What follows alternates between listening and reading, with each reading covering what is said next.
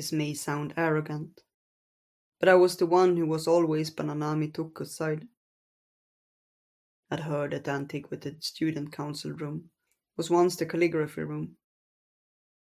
When I took a break from work and raised my head, the scent of wood I had grown accustomed to over the past year drifted to my nose.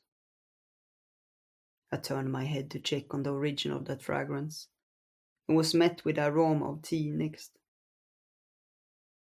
A black-haired upper-class man who was working with me was shifting the mug in her hand back and forth, swirling the liquid within. The steam rising from the mug intermingled with the light breaking through the room and dispersed like faint clouds. Then, as though she had just realized something, the upper-class man paused and glanced at me. "Where's Tuko?"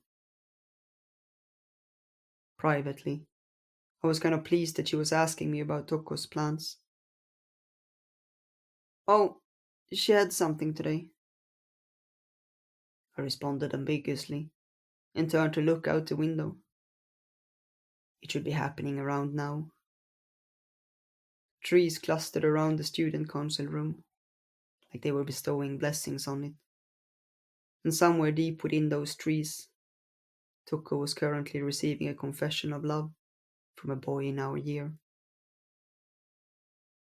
Confessions often took place in that spot, probably because it was conveniently shaded by trees and buildings where few people roamed.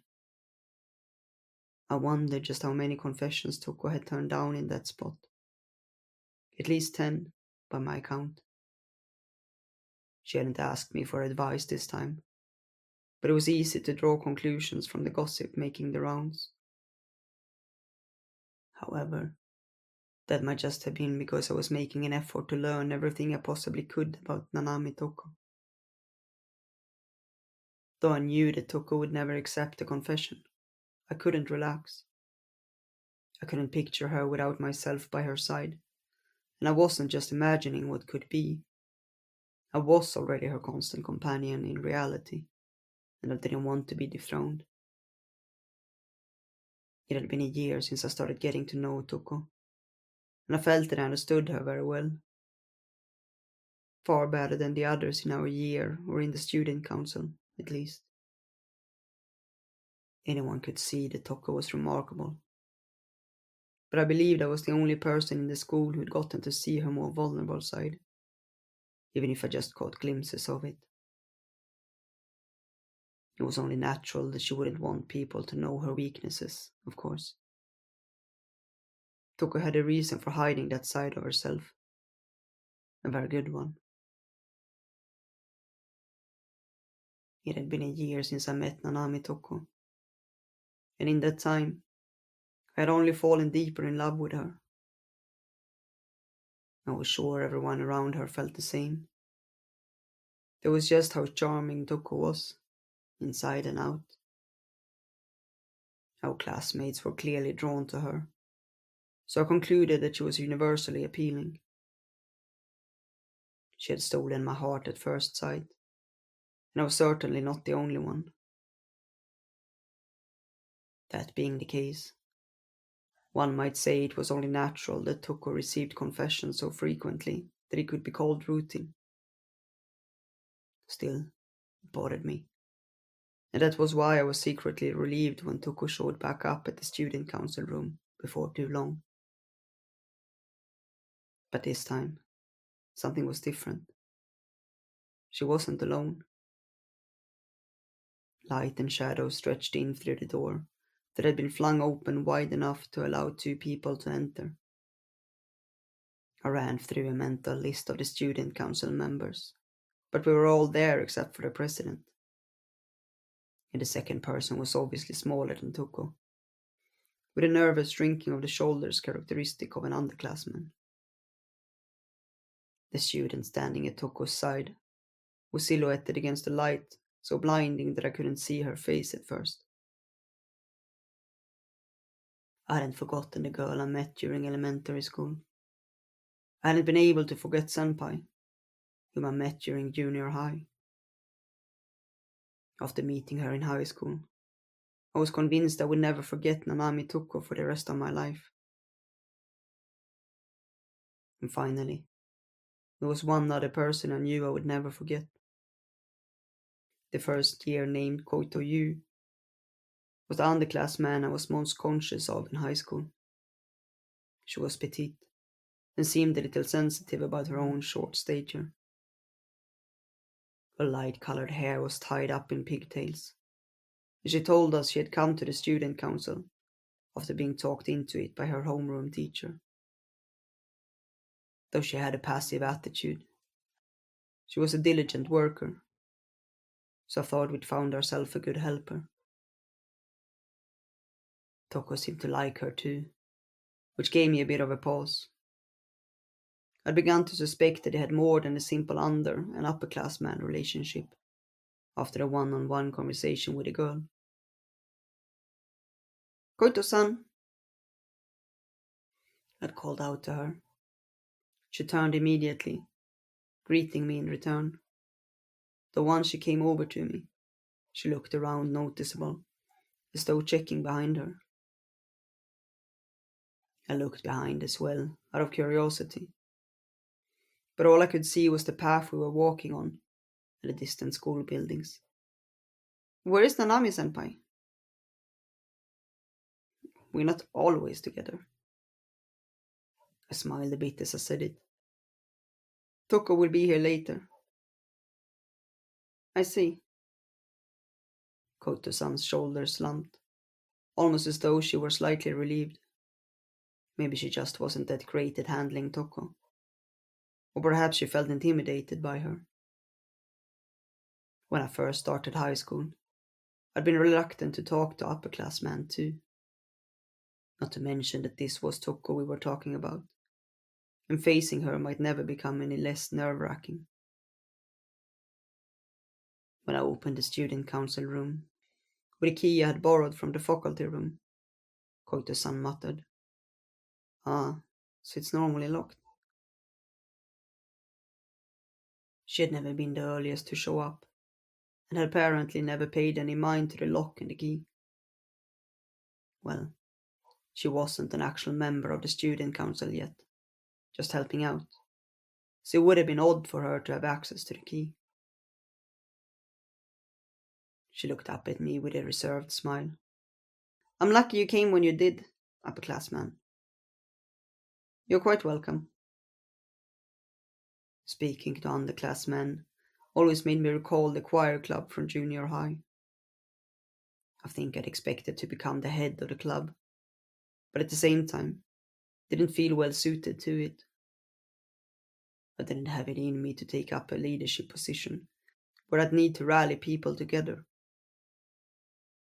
Wanting to support the kind of person who can be a leader, and the joy of being by their side, might have been one of the reasons why I was drawn to Toko. Once we entered the room, I immediately started organizing documents. We didn't have any major events right now, but by this time next month, things would be very different. I'm sorry I made this without asking. Is that okay? Koito-san made coffee for the two of us, offering me a cup. Thank you. When I took it, she sat down across from me, with a desk between us. Though she was self-deprecating about being so easily swayed, it seemed she felt comfortable in the place it had led her to. Perhaps the natural scenery visible through the window, far from the framework of the main school buildings, helped put her at ease. I carefully took a sip of the steaming coffee. The heat felt surprising on the tip of my tongue, but as I drank it slowly, that heat turned into warmth. The particular warmth that visited me during the period when spring was at its climax settled my heart, though the temperature difference of the liquid that slid down my throat made my arms quiver slightly. This felt nostalgic. I had also poured coffee for my upperclassmen when I was a first year. My memories quivered on the surface of the pitch black liquid as I reflected on them. Nanami-senpai isn't the president, right? I lifted my face at Koito-san's abrupt question. When my eyes met hers, she rather hastily clarified her intention. It's just, I haven't seen the actual president at all. Ah, yes, of course. Of course. I recalled President Kusu's insincere smile and laugh. Toko certainly did seem much more presidential than him. He's apparently busy with club activities. But he still became the president. Only because the other candidates from last year were even less reliable. It helped that the people around him had been hard at work supporting him. Having Nanami Toko go around promoting President Kuse during election time probably left quite the impression on everyone. His term in office ends next month, so we'll have elections again this year. Mm-hmm, she responded half-heartedly. I hadn't really cared who would become president the previous year, but this year was different. As though my thoughts had slipped out, Koto-san voiced the very same thing on my mind. Is Nanami-senpai running as a candidate? Yes. And if that was what Toko desired, then I would stand by her. What about you, Saeki-senpai? I will be helping Toko. I wanted not to surpass Toko, but to walk at her side. I imagine we'll need your help as well, Koito-san. Though whether this was part of her actual student council duties was a bit of a grey area. Oh, yeah, my teacher mentioned that. Have you decided whether you like to become a student council officer? Maki-kun, another underclass man who had come to observe and help, had already announced that he wanted to become an officer. And President Kuse had proudly said that he was recruiting an underclass man himself. Though I wasn't that confident in anyone he would recommend. They said birds of a feather flock together, after all.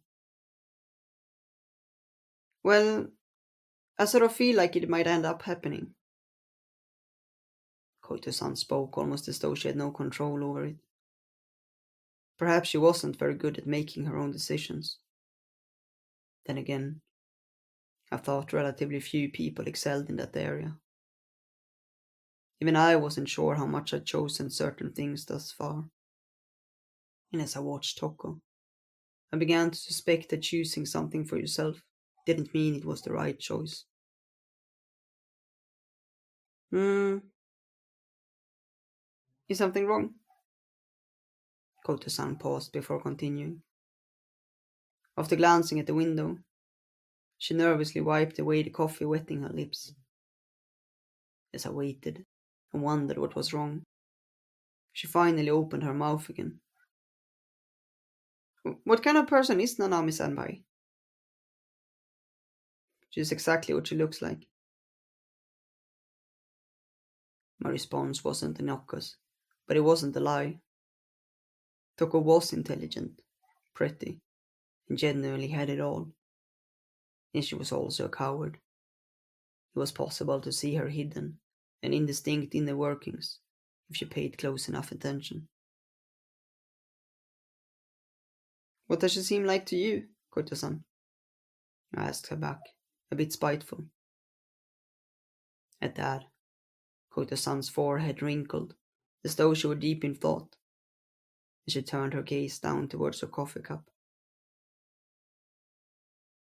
She's cool, good at work, beautiful and kind. That's exactly right. She just described what Toko seemed like on the surface. Though I questioned that last part about her being kind. She was certainly friendly. But I doubted Toko had the time to be kind to those around her at present. If you really want to get to know her, why don't you ask her yourself? Of course. I knew Toko would never expose her true self like that. She probably didn't even want to open up to me, to my mild frustration. Hmm. Koto-san closed her eyes and hummed. If Toko were ever to lay herself bare, I was sure she would only do it for someone who had no interest in seeing her do it. Someone who held neither affection nor disillusionment when it came to Toko, despite being close to her. I wondered whether such a person could possibly exist. A lot of people don't actually understand themselves very well, huh? Koto-san smiled wryly, sounding like she was talking to herself. Her words seemed to melt into the quiet of the student council room as I silently contemplated them. Was there something I didn't know about the person called Saeki Sayaka? I was certain of my motives and dreams thus far. I was no longer vexed by love, as I had been in the past, and I could see what kind of person I wanted to be. I realized, unexpectedly, that I had become a simple person. I had allowed only the things that interested me to remain and cleared away the rest. Maybe it was because I was currently occupied for the most part by my feelings for Toko. If I were to someday convey how I felt to her, I would become an unknown version of myself again.